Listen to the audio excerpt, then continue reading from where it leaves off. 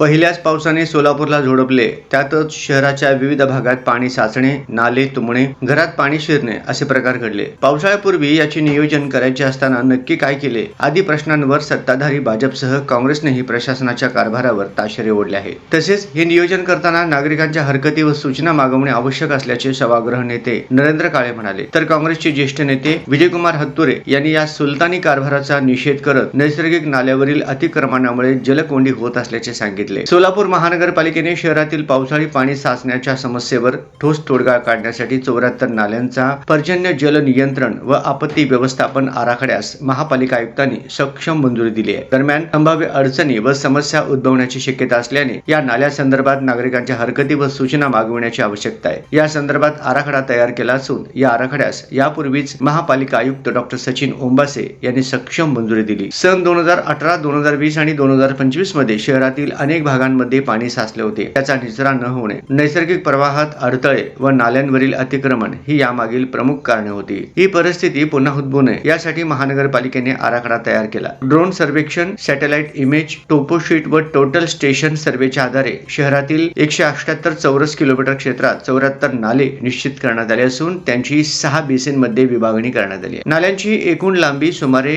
115.77 kilometre इतकी आहे. आराखड्यानुसार नाल्यांची सफाई, गाळ काढणे, अतिक्रमणे हटवणे, नाल्यांची रुंदी व खोली वाढवणे, भूमिगत नाले, बॉक्स, कल्व्हर्ट व क्रॉस ड्रेनेजची कामे करण्यात येणार आहेत. पहिल्या टप्प्यात 30 नाल्यांवर प्रत्यक्ष काम सुरू करण्यात आले आहे. दरम्यान आराखडा तयार करण्यापूर्वीच या नाल्यासंदर्भात सोलापूर शहरातील नागरिकांकडून हरकती व सूचना मागवणे आवश्यक होते. मात्र तसे न करता आराखड्यात त्याचा समावेश झाला. अनेक भागातील नागरिकांच्या त्या ठिकाणच्या नाल्यांना हरकती आहेत. नाल्याचा प्रवाह व्यवस्थितरित्या रेखांकित करण्यात आला नाही. यामुळे अनेक मिळकती व बांधकामे प्रभावित होणार आहेत. यामुळे संबंधितांचे मोठे नुकसान होणार आहे. यामुळे यास नागरिकांच्या हरकती आहेत त्याचा विचार सद्यस्थितीत करण्याची नितांत गरज असल्याचे सभागृह नेते नरेंद्र काळे यांनी सांगितले.